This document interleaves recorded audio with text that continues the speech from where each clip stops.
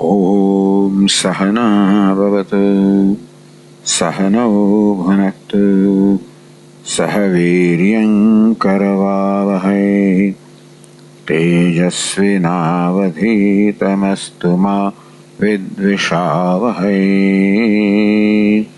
Om Shanti Shanti Shanti. Om Purnamadah Purnamidam Purnat Purnamudachyate Purnasya Purnamadaya Purnamevavashishyate. Om Shanti Shanti Shanti. Shruti Smriti Purananam Alayam Karunalayam Namami Bhagavat Padam Shankaram Loka Shankaram Shankaram Shankaracharyam Keshavam Badarayanam Sutra Bhashya Krutau Vande Bhagavanto Punah Punah Ishvaro Gururatmedi Murti Bheda Vibhagine Vyomavad Vyapta Dehaya Dakshinamurtaye Namaha. Namaskar. Tarati śokam ātmavit. Ātmavit, the knower of the self. Śokam tarati, crosses the grief. We discussed the introduction that Bhashyakar Bhagavan Adi Shankaracharya gives Bhagavad Gītā, whereas we said, summarizing what is conveyed through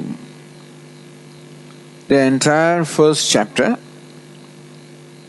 and the first 10 verses of the second chapter, Bhashyakara says that these verses are meant to convey that shoka and moha are the problems of Arjuna. Bhashyakara says that whenever one suffers from grief and delusion, shoka and moha, there is a tendency to discard one's own duty, which appears painful, which appears unrewarding or painful, and a temptation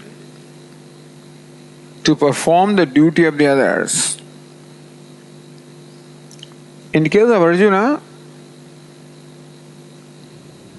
his duty is, as a Kshatriya, to fight this battle, to confront the situation. It is true that it is a very painful situation, meaning a situation which has very painful consequences. It's going to involve the death of near and dear ones, and certainly the outcome is very painful, which Arjuna says, Svajanam hi katham hatva sukhinas syama madhava.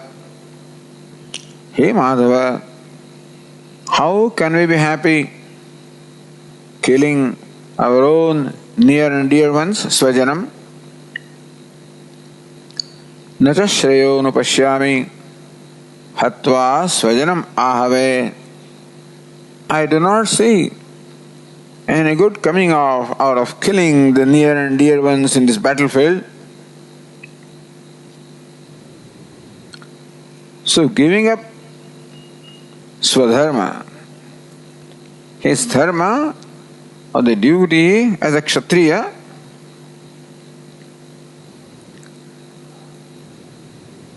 and in the Vedic system of varna and ashrama, of the caste and the stages of life, the duty of a kshatriya such as Arjuna is to protect dharma, to protect the subjects and to protect the dharma. And naturally, protecting dharma in this situation calls for confronting adharma. There is an attack of adharma, and as a kshatriya, Arjuna is required to defend the dharma, except that in this case, defending dharma or righteousness requires him to resist the attack, fight the attack. And the fight is going to involve the death of people on both the sides, which Arjuna naturally finds very painful, and therefore does not want to perform his duty. Swadharma parityagaha. Giving up one's own dharma, one's own duty. And once Arjuna's mind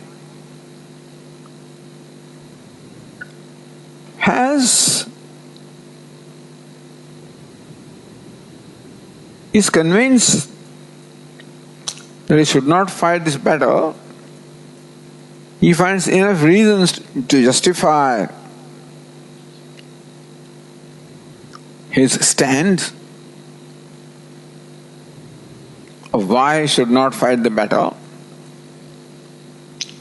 And he said earlier,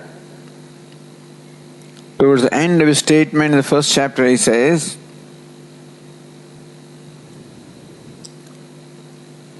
Yad rajya sukhalobhena hantum svajanamudhyataha. How sad it is, how unfortunate it is that we are ready to kill our svajana or near and dear ones, rajya sukhalobhena, as prompted by the greed of power and pleasure. So this is how he sees justification of not fighting this battle. He declares, Nayotse, O Lord, I will not fight this battle. Well, if you do not fight this battle, meaning that if you do not take the call of a kshatriya, then what will you do? As long as Arjuna maintains a status of a householder, of a kshatriya, then he knows that it is his duty to respond to the situation which requires him to fight this battle.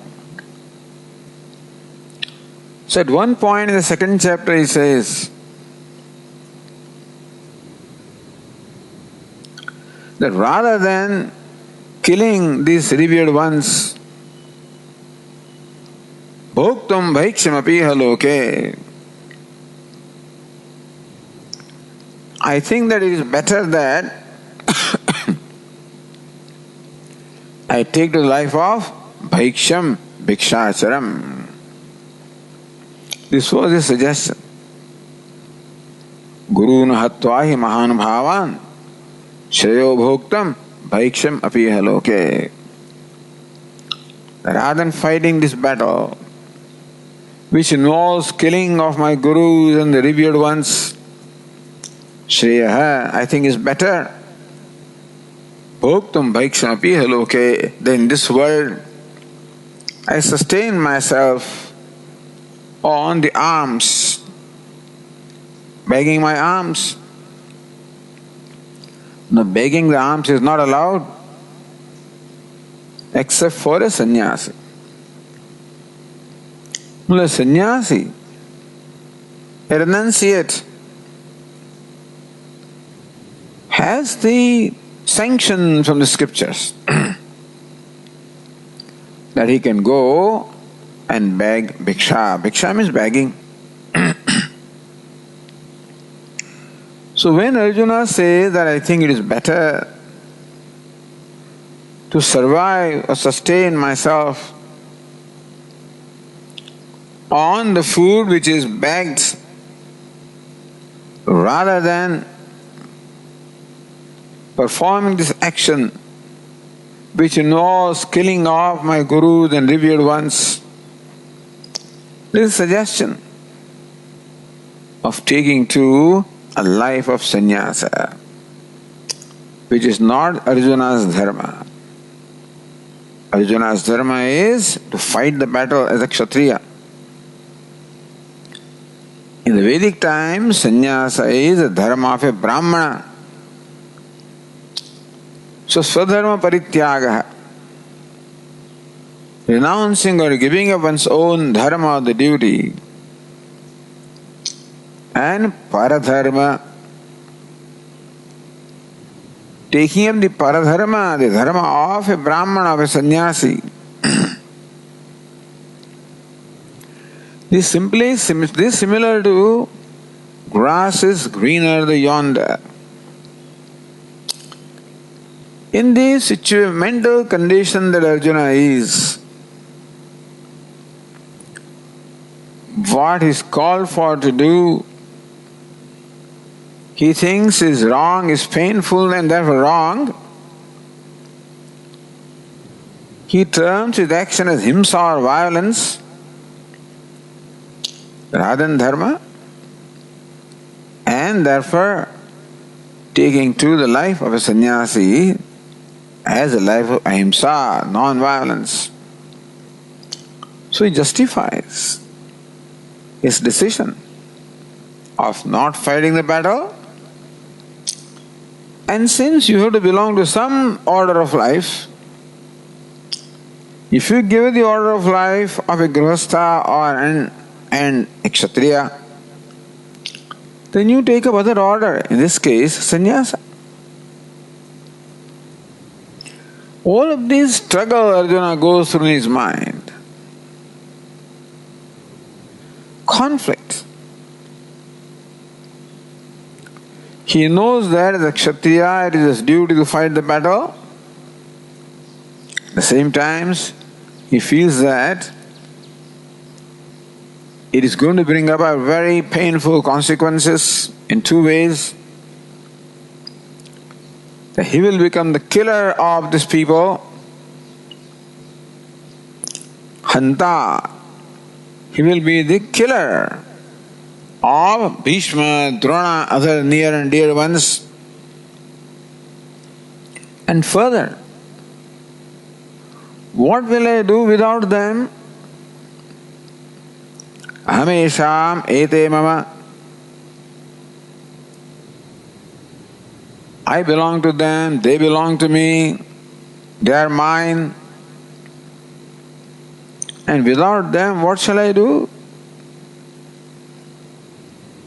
Swajanam hi katham hatva sukhinas ātmavit yesham arthe kaṅkshitanna rajyam bhoga sukhani ca te me avasthita yuddhe pranam styaktva dhanani ca. Those for whose sake that we would want the kingdom as well as the pleasures, they are all standing in front of me in the battlefield. And therefore, I don't want to kill them. Api trailokya rajasya hetuh kinnu mahi krute. Lord, I don't think I should kill them. Even if I get sent to gain the kingdom of the three worlds, what to talk of just the kingdom of this earth? He has a sense of guilt also, that I will be a killer And secondly, I'll be miserable without them. So in the technical words, we can say that when Arjuna says that I will be their killer, meaning that I will be the agent of the act of killing, it is called kartrutva. Arjuna's kartrutva, the sense of doership. I will be a kartā, a doer, the agent of the act, in this case, act of killing. And I'll be a sufferer, a bhokta, a sufferer of pain, as a consequence of this battle. So like anybody else, Arjuna looks upon himself as a kartā, as an agent of action, and bhokta as the experiencer or sufferer or a victim of the result of the action. There is nothing unusual about it. Every human being feels this way. So in fact, we would think that Arjuna's stand is justified. That he should not be called upon to kill his near and dear ones. He should not be called upon to create suffering for his own self. So we can further look into that. Because the discussion is śoka, the grief which arises from moha, the delusion. What's the delusion here? What's the adhrma or delusion here? Isn't what Arjuna says is right? That he'll be the killer and he will have to suffer the consequences? Yes and no?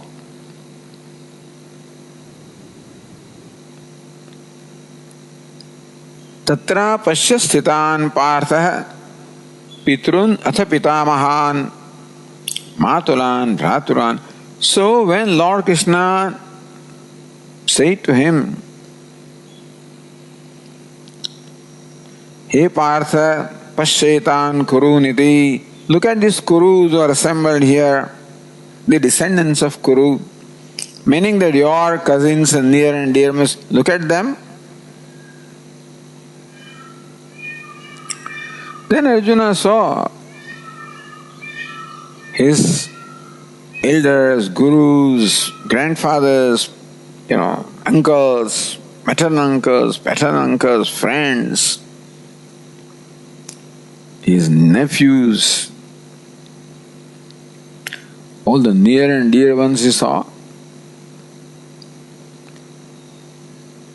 Looking at or analyzing this is what Vedanta would say is moha or delusion. To see one's kith and kin, to see one's near and dear ones in the battlefield is not right. In the battlefield, this relationship of the Guru-Shishya doesn't apply. That Bhishma is my great-grandfather, great-grandsire, that doesn't apply. Drona is my Guru, doesn't apply. Or that Duryodhana is my cousin. These relationships do not apply in the battlefield, understand? They certainly apply at home. But here, all these people simply represent adhrma. Duryodhana is the leader of the Kaurava army and he is embodiment of adhrma, unrighteousness. Even though Bhishma and Drona are said to be, they are dharmatmas, they themselves are very righteous people, but they are supporting Duryodhana, that means they are supporting adhrma. All of them represent adhrma. On this side, Yudhishthira represents dharma, and Arjuna being representative, Yudhishthira also represents dharma. So really this is conflict between dharma and adharma. Not conflict between Pandavas and Kauravas. This is called delusion. That whereas this is the conflict between dharma and adharma, where Arjuna represents dharma, Duryodhana represents adharma. If this was Arjuna's perception, he would have no conflict at all. If Arjuna recognizes and owns up his role as the one who is there to defend dharma, and that he has to fight against the force of adharma, there is no conflict in mind of Arjuna. And that would have been the right perception. With that perception he came to the battlefield. Somehow that perception changed. Something happened to Arjuna. And rather than looking upon the people in the opposite army as representing adharma, something happened in his mind. And he started looking upon them as Kauravas, as his relatives, as his svajana, as his near and dear ones. Then of course, the response is going to be different. This is moha, which is what causes śokam or grief. If this delusion was not there, if the clarity were maintained in the mind of Arjuna that there is conflict between adharma and dharma, there will be no grief at all. It would have been very clear. With very clear conscience he would have performed his duty. Right now, he feels guilty on account of his own perception of others and therefore his perception of himself. Therefore, the śoka, the grief that is created in the mind of Arjuna is on account of his own perception of himself as both a villain as well as a victim. He perceives himself as a villain, as a killer, as a kartā, the agent of act of killing, and then a bhokta, as a victim of the consequences of this action. So this is how Shankaracharya explains the cause of grief in the mind of Arjuna. The śoka and moha are the problems of Arjuna. Bhagavad Gītā presents and describes in detail what is going on in the mind of Arjuna. First, to understand these fundamentals of life. If you understand that the cause of śoka or grief on the part of Arjuna is moha, the delusion, which gives rise to śoka, grief, which further gives rise to moha, by the way.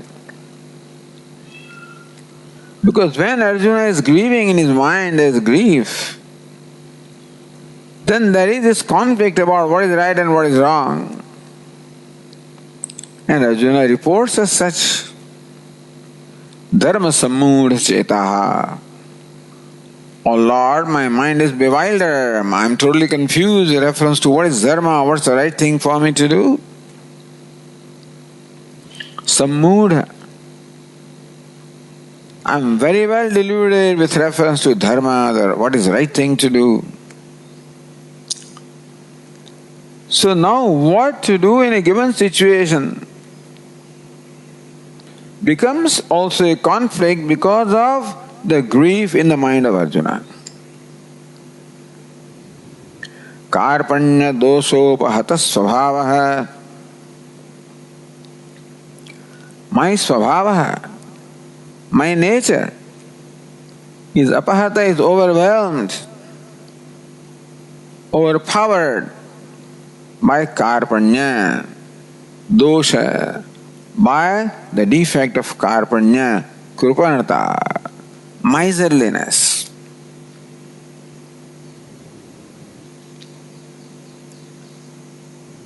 In this case, miserliness is looking upon oneself as a kartā, bhokta, as an individual, as a limited being, as inadequate, as helpless.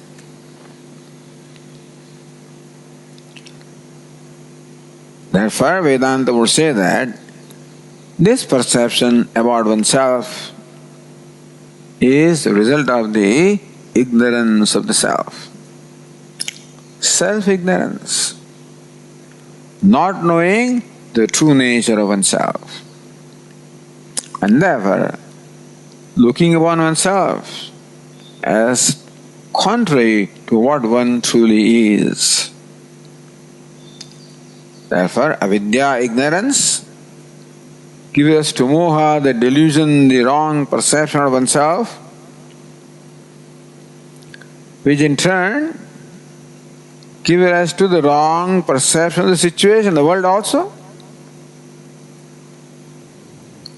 So this is a lesson that we have to learn from the state of Arjuna.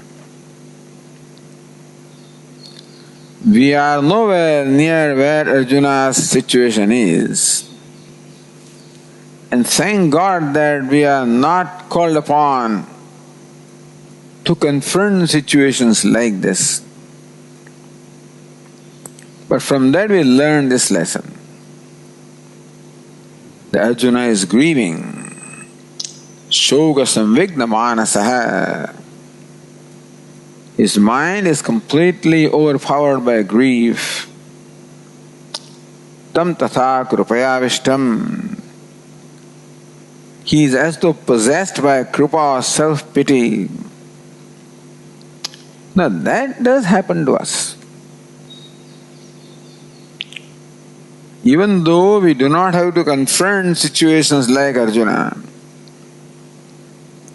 the kind of situation, the challenge that we have to confront, these things do happen to us.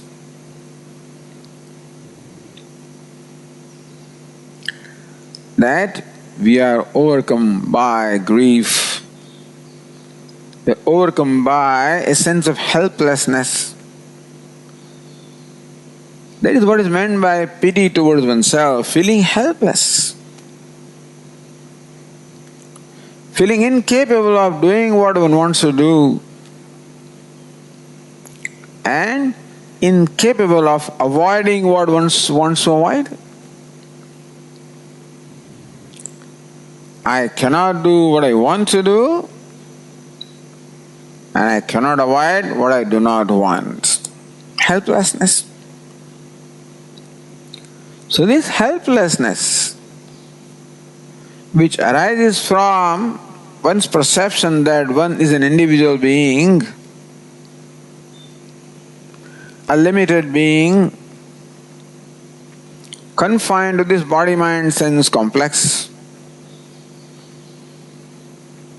So looking upon oneself as an individual, like Arjuna looking upon himself as Arjuna, nothing wrong in it, but that's Arjuna. And therefore, a grandson, as a disciple, as a cousin, as an uncle, as a friend, this perception of oneself arises from looking upon the self as an individual. Looking upon this body, mind, sense complex as the self, Certainly there is a cousin, there is a disciple, there is a grandson, no doubt about that. Where is that? That's the dharma. That is the nature of this body. There is a kshatriya, that is the state of the body, of the mind. All of these things belong to the upadhi of the body, mind, sense complex.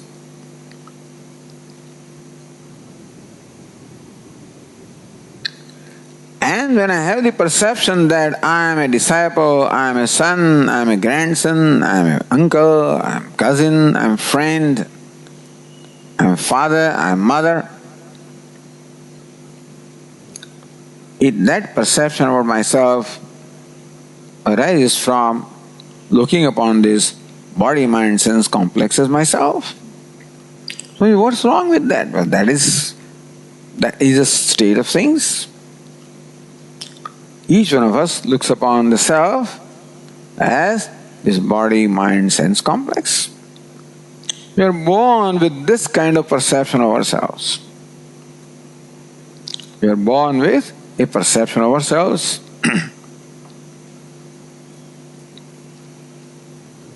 Which seems to be right, but then that's what it is. Vedanta teaches that this is not the right perception about ourselves. I am not this body, mind, sense complex. I am someone else.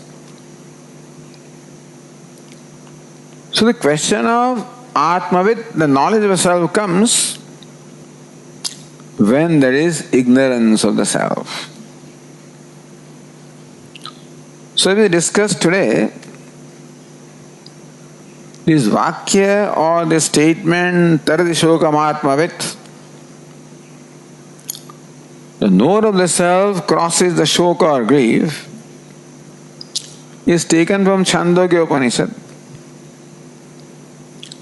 which in that 7th chapter does not explain the mechanism of grief. Where says Nārada declared that Soham Bhagavan Shochami, O Venerable Sir, that great Nārada I am grieving. But the anatomy of grief is not explained in Chāndogya Upanishad. Therefore we came back to Bhagavad Gītā,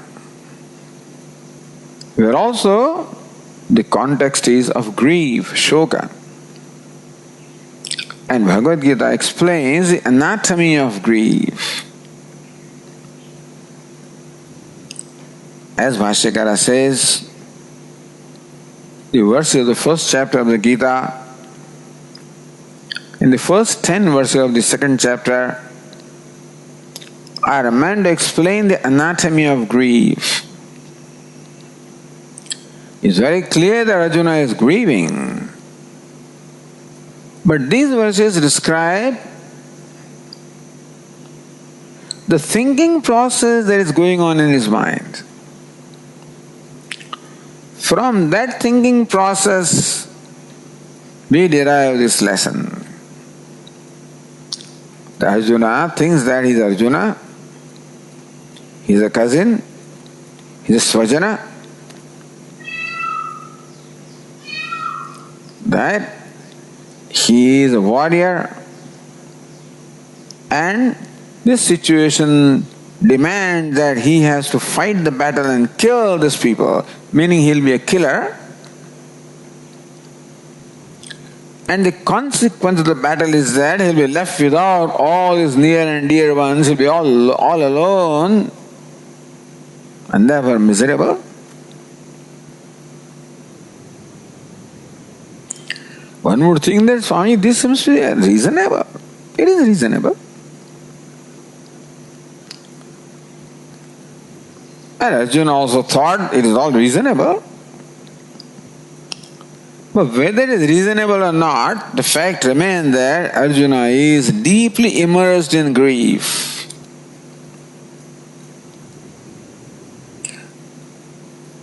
Shoka moha mahodadho magnaya, the one who is immersed in the ocean of grief and delusion. Anyatra atmajnanat. Lord Krishna finds that other than atmajnanam, other than the knowledge of self, nothing can bring out Arjuna from this ocean of grief. Meaning that nothing can bring out the human being also from the ocean of grief. What causes grief? The situations are different with different people. No doubt about that. It can be all this coronavirus, lockdown, uncertainty, fear.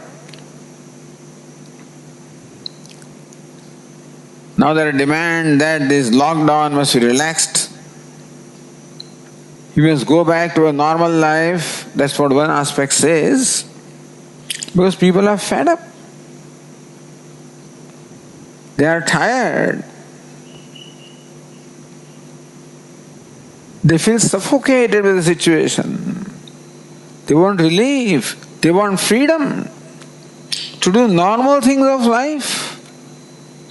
People cannot do normal things. You cannot go out, at least in India, you can't go out and shop. You can't even go out and buy your grocery because you don't know that fellow may be a super spreader and we are afraid even of buying grocery or buying vegetables.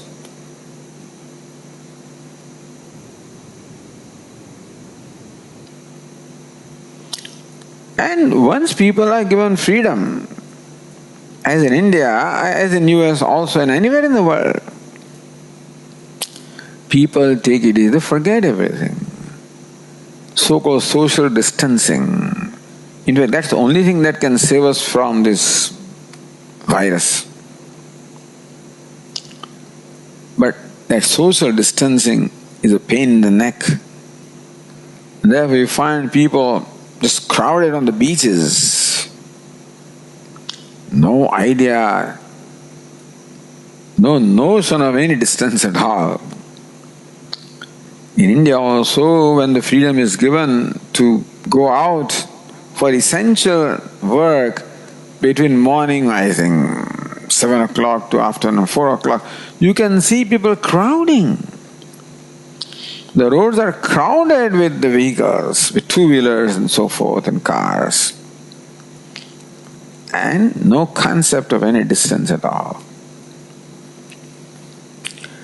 So on one hand, our mind wants to take this liberty because it becomes helpless and suffocated with the confinement which went on for months together. On the other hand, there is fear also that corona is waiting for a physical contact, not even a physical contact,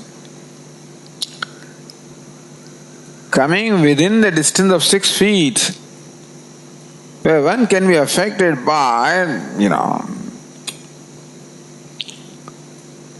the speech of the other person. Apparently, that also carries this virus up to 6 feet, they said. So that fear also is there. Conflict. What should I do? What should I not do? What's right? What is not right? What is right is social distancing. Is what I should do. What I want to do is I want to be myself. I don't want to be bothered. I want to be with my friends. I want to meet with them. I want to go to a restaurant. I want to eat with them. In a jocular way, somebody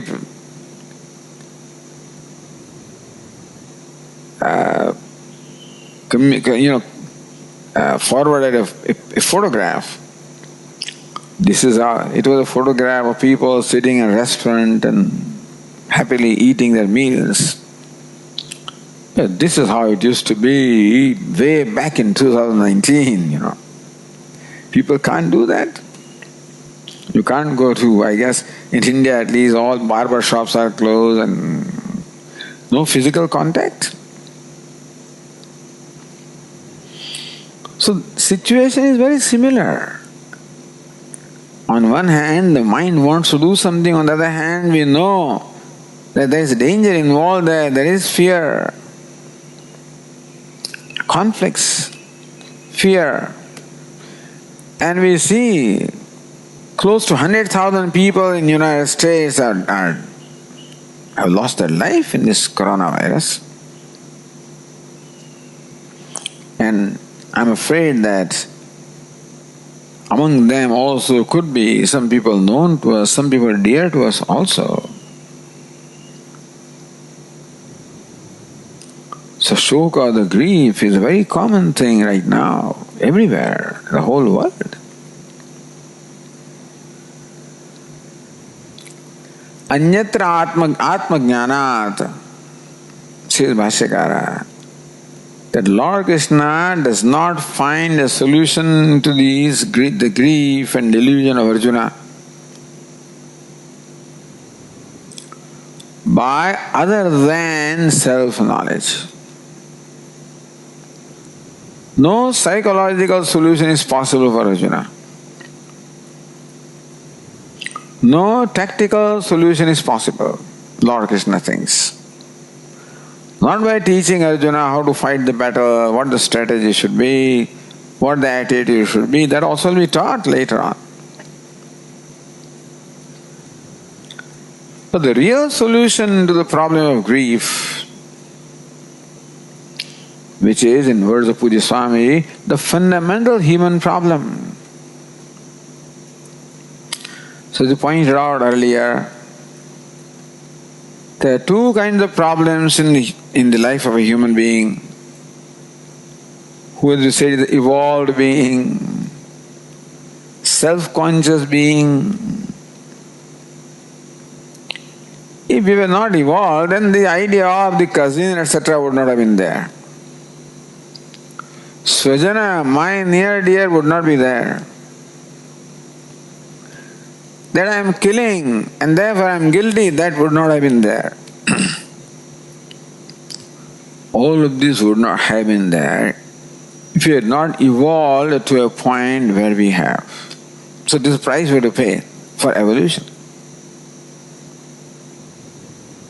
And then we pointed out earlier in the last class, there is no shoka and moha in creatures other than human beings. Because they do have a degree of self-consciousness, but not the enhanced level of self-consciousness that a human being has. Where we are conscious of our status, our individuality, our relationships. We are conscious of the emotional problems. There is not much of emotion as far as the creatures other than human beings are concerned. There is some emotion, but then they forget about it. When they lose their child, yes, there is grief, but then they forget.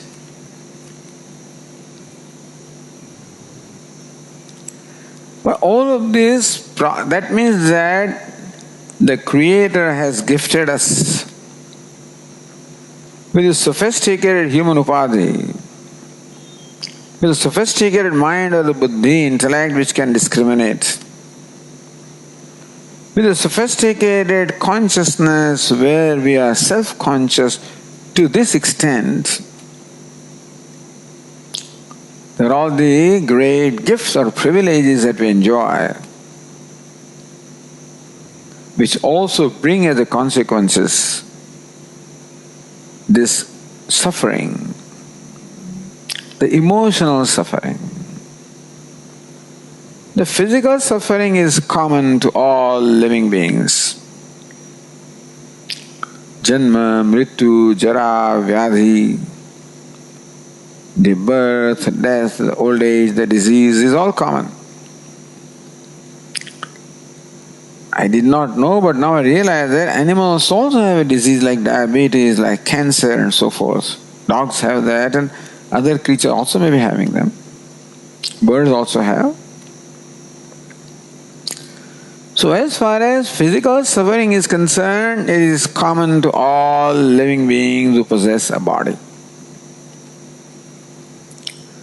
But as far as emotional suffering is concerned, it is something unique to the human beings. I don't think the dogs which we have in our home, our pets, are aware of this coronavirus, aware of the problems arising from physical contact and so forth and so on.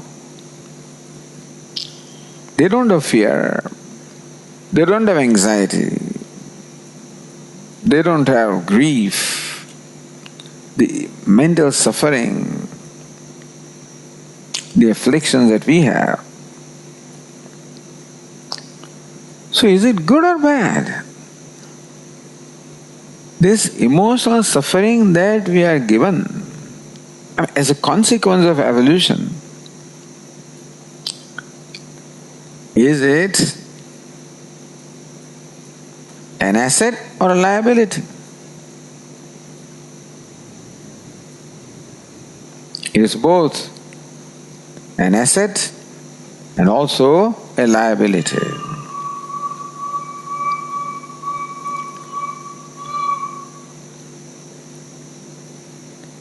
As I say, is marriage a word or a sentence? Marriage is a word. If you know how to live, how to relate with each other, it can be a life sentence if you do not know how to relate with each other. So this is the situation of a human being. That a given situation can be a problem, and the very thing also can be a solution.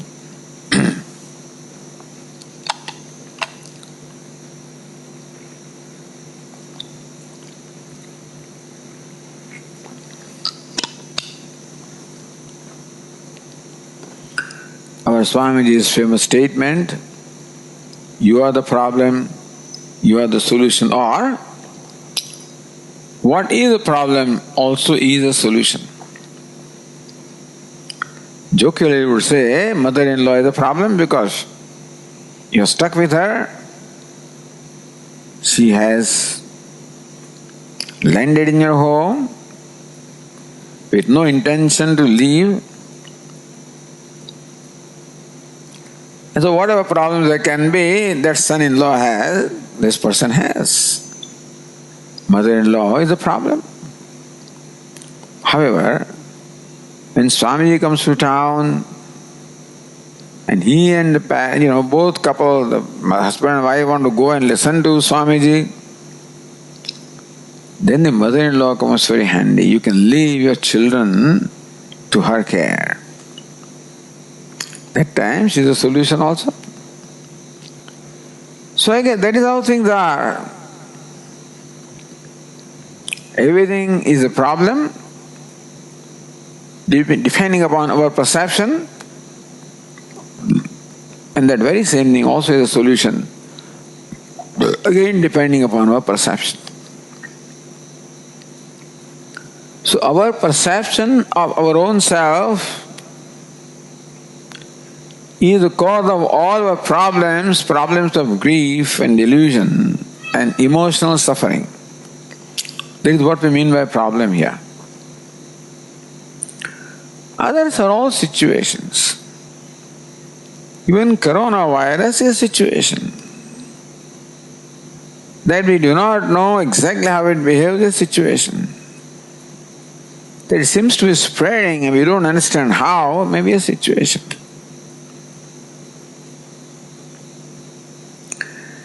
When that situation causes fear, anxiety,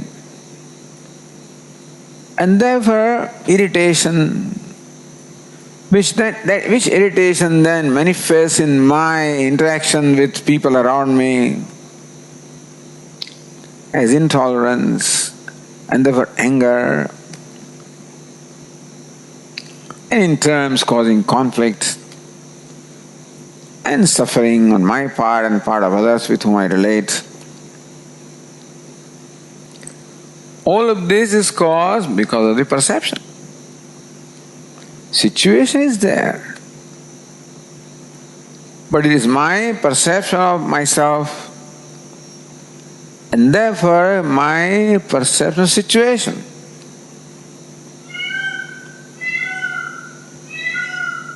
That creates all the state of mind where there is suffering. The same same self that I am, and there was a situation also, could be perceived in a different way, in which case it would not be a problem, it would be a solution. So I am the problem to myself and I am the solution. When you say I am the problem, it means that the wrong perception that I have of myself, which is called moha,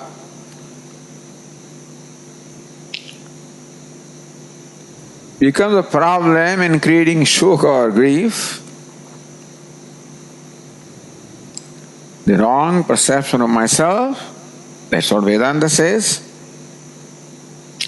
is what causes all mental afflictions.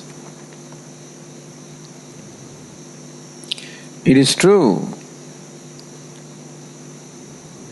that when the mind gets afflicted, it can become so damaged that then we may need other kind of solutions in terms of therapy, etc. And when mind gets further damaged, even that also may not work, then you need drugs.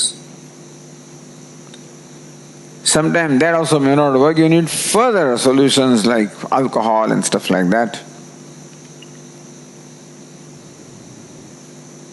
So it is true that when the mind is not treated, when it should be treated, how it should be treated, it can keep on getting damaged. And yes, as long as damage is within reasonable limits, which we all have, so long what Vedanta teaches helps us. When mind gets damaged beyond a certain point, then we find that these things do not help us, then we need some other solutions, which also Lord Krishna provides.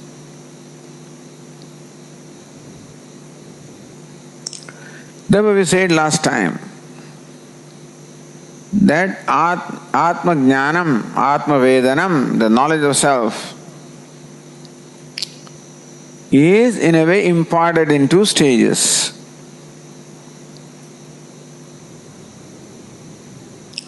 Lokesmin dvivida nishtha puraprokta mayanaga jnana yogena sankhyanam karma yogena yoginam. Lord Krishna says, for those whose mind is healthy, let us put it this way. There is ignorance, all right, but the mind is healthy. In which case, Sankhya Yoga. The path of Sankhya or contemplation or vichara, a deliberation upon the nature of self, would be able to solve the problem. When the mind is not that healthy, when it is damaged,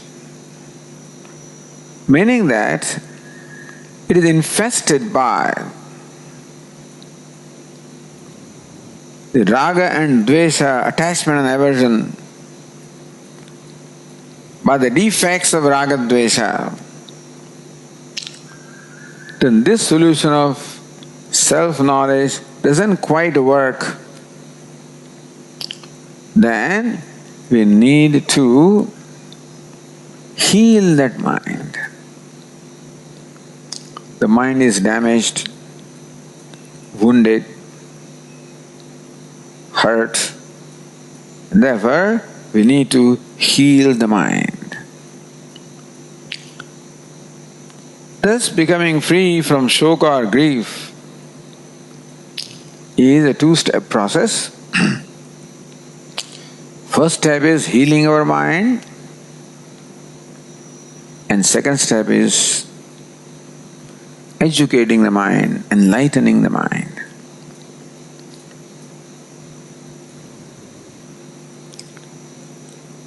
Although Chāndogya Upanishad says, Tarati śokam ātmavit, the knower of the self crosses the grief.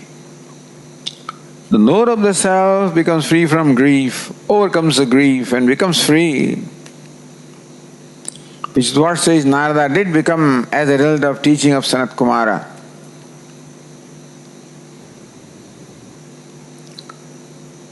But that works when the mind is healthy.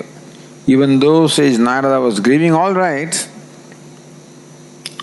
but still his mind was what we may call healthy, who enjoyed the antahkarana shuddhi, the purity of the mind. Ignorance is there, and still the mind enjoys purity. So that is a mind where the upadesha or teaching of the true nature of self would work. So it is said, Tarati śokam ātmavit, the knower of the self crosses a grief. It is true that the ultimate solution of becoming free from shoka, grief, anxiety, fear, anger, frustration, all these afflictions is the knowledge of the true nature of the self. And therefore, Lord Krishna, giving the benefit to the listeners that they are those who are enjoying their healthy mind. In Vedanta, they would be called uttama-adhikāris.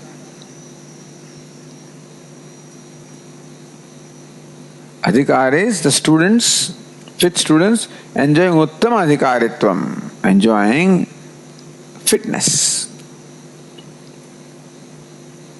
enjoying a healthy mind.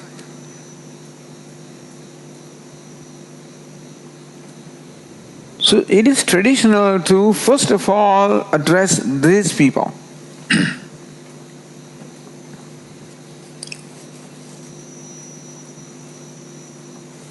And therefore, in the Bhagavad Gītā also, Lord Krishna begins his teaching with self-knowledge.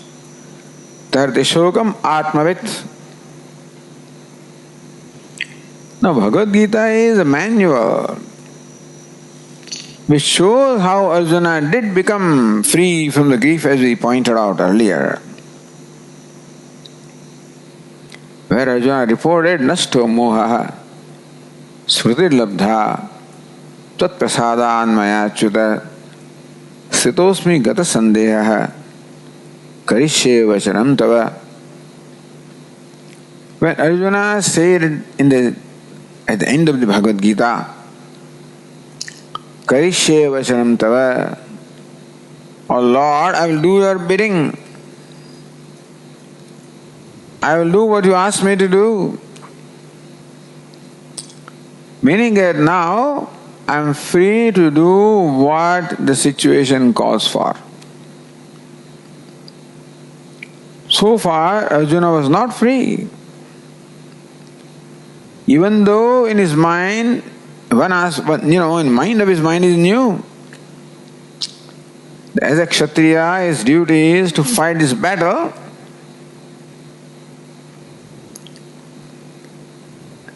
That his intellect knew this. But his emotional mind resisted that. That's where the conflict. Karpanya doshopahata svabhavaha the intellect is overcome by the defect of karpanya, by the defect of wrong thinking. And therefore, that wrong thinking, perception, delusion, the part of the intellect, brings about all the emotional problems or suffering or afflictions at the level of the mind. So yes, true, we have two problems, no doubt. The intellectual problem and the emotional problem. If there is no emotional problem, that's what we call healthy mind. Not overcome by emotions, one enjoys the composure of the mind. Then Vedanta directly addresses the intellectual problem of ignorance. Where ignorance right now is confined to the false perception that the intellect has of one's own self. And that's how Lord Krishna begins his teaching. Ashochan anvasochastvam. Tvam ashochan anvasochaha. You are grieving about those who do not deserve to be grieved for. How can you say, O Lord? And confronted with this miserable situation of the death of the near and dear ones, how can death not be the cause of grief? So Lord Krishna says in the second line of the same verse, Gatasun agatasumscha nanushochandi panditaha panditaha na anusochanti. Lord Krishna is panditaha. Panda mitaha panditaha. Those who have gained panda, Brahmajnanam, as the commentators explain. Panda means Brahmajnanam. Pandamita, those who attain Brahmajnanam, those who attain the true knowledge of the self, those who are the knowers of the self, Panditaha. Na anusochanti, they do not grieve. Now remember we said that we do not grieve. Meaning that when the grief takes place in our mind, it's not our doing. I don't grieve. The grief takes place. It gets me. It happens. As in case of Arjuna, tam tatha krupaya avishtam. He was as though possessed by krupa, self-pity, possessed by grief, shoga samvigna manasa. So grief happens, whether we want it or not. It will happen when there is a state of mind which is conducive for grief. Whether we like it or not, grief will happen. And therefore, it calls for a transformation of mind so that grief does not happen. So Panditaha, the wise people, when we say that they know the self, they have Panda, the knowledge of the self, they know self is Brahman, as limitless, ever free. That means that they have brought about a complete transformation in their mind. Where there is right perception of the self, and therefore there is no scope for grief, no occasion for grief, no scope for grief. Meaning, grief cannot enter their mind. Grief does not seek my permission to enter. It enters my mind and takes over me. But when my mind changes, the perception changes. When I have the right perception of myself, Panditaha. When I become Pandita, a knower of the self, nanu shochanti, even though literally says they do not grieve, what it means that the grief does not happen to them. Grief cannot overtake them. Grief for what? What Arjuna is grieving for? Which Lord Krishna said, Ashocyan. Who are the Ashocya? Who are those who do not deserve to be grieved for? Second line says, Gatasun, Agatasumscha. Asu means breath, life breath. The wind means life breath. Gatasun, those from whom the life breath has departed, meaning those who are dead. Agatasun, meaning those from whom the life breath has not departed, who are alive. So they are, for us, they are the Shocya, as Arjuna and as we also. We grieve for those who are gone and those who are alive. Both of them become the cause of grief. Not only do we grieve for those who are dead, death causes grief, no doubt, but we even grieve for those who are alive also. That's all there is. Ashocya. Lord Krishna declares both of them as Ashocya. That neither those who are gone nor those who are here, they deserve grief. Why do you say that? Because Panditaha na anusochanti. Because the wise do not grieve for those who have departed and for those who are alive. Which means that it is not the act of departing somebody or the act of somebody being alive that should cause a grief. It is something within me that causes a grief. It is something within me that makes an event grievable, if you can use that word. Shocha. It is I who make an event as an occasion for grief, and therefore it is I who has to make that event such that I become free from grief. We'll continue our discussion in the next class. Om Purnamada Purnamidam Purnat Purnamudachyate Purnasya Purnamadaya Purnameva Vasishyate. Om Shanti Shanti Shanti.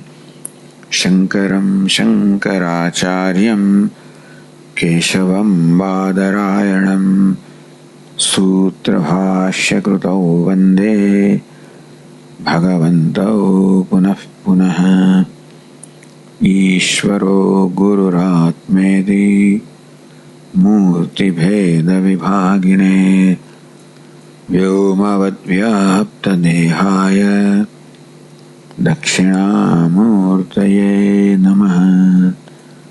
Om Shanti Shanti Shanti. Hari Om. Shri Gurubhyo Namaha. Hari Om.